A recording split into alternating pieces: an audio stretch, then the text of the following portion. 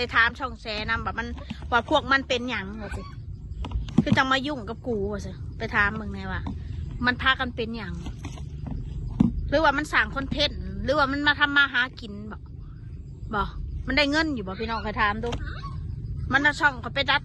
ต่อลงทละวิ2 วิทละ30 วิทละ2 นาที3 นาทีนะแสดงว่ามันได้เงินมันบริป่วยทางจิตมันหาเงินน้ำข่อยมันบอกลิ้นอะไรฮะตอบข่อยในเด้อมันเป็นยังคนพวกนี้เขาคือจะมาจองล่างจองผ่านแท้ไปอยู่หม่องใดไปอยู่แจใดก็คือจังตามไปประทุงหม่องมาฮาเราจะเป็นคนเก็บกดแหละพี่น้องเป็นคนบกล้าเล่นนะใครบกล้าคบกับไผเลย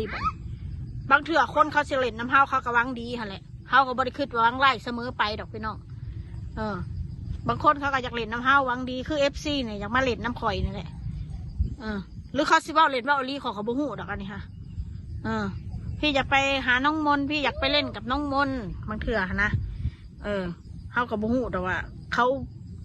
ลองใจเฮาอีหยังว่าเฮาอยากให้เขามาบ่นึงถ้ามาด้วยความบริ